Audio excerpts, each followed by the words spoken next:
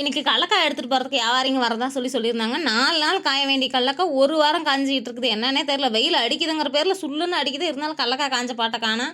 சோளம்லாம் காஞ்சிருச்சா இல்லையான்னு சொல்லி பார்க்கறதுக்கு மிஷின் ஒண்ணு வச்சிருக்காங்க. அதில போட்டா காஞ்சிருச்சா இல்லையான்னு சொல்லி பார்ப்பாங்க. இதே கடலக்காய் காஞ்சிருச்சா இல்லையான்னு சொல்லி ஒரு 5, 6 கடலக்காய் உரிச்சு, அத வாயில போட்டு மென்னு பார்த்தாங்கன்னா, எண்ணெய் பிரிஞ்சு வந்துருச்சுன்னா, அது காஞ்சிருச்சுன்னு சொல்லி சொல்லுவாங்க. நம்ம கடலக்காய் வந்து நல்லா காஞ்சிருச்சு.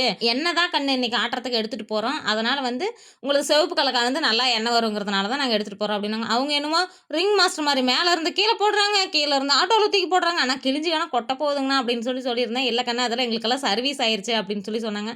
10 மூட்டை வரும்னு நெனச்சுக்கிட்டு இருந்தோம். கடைசியா 5 மூட்டை தான் வந்துச்சு. எங்க வீட்டுக்காரரோட அண்ணன் வீட்டுக்கு தான் இன்னைக்கெல்லாம் எடை போட்டு எடுத்து வச்சோம்.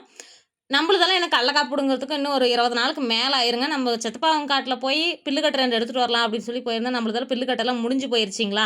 பில்லுக்கட்டுக்கு வேற சொல்லியிருக்கோம். அது நாளைக்கு வருதா, இன்னும் 2 நாள் ஆகுமா என்னன்னு சொல்லி தெரியல. நம்ம வந்து ஒரு 50 கட்டாட்டு சொல்லியிருக்கோம். இதான் கொண்டு வரோன்னு சொல்லி சொல்றாங்க. வக்கிப்புல்லும், திப்பியும் வந்து இருக்க இருக்க இப்ப ரேட் ஏறிட்டே இருக்குதுங்களா. மாட்டுக்கு வேற எல்லாம் போட்டு பழக்கியாச்சு.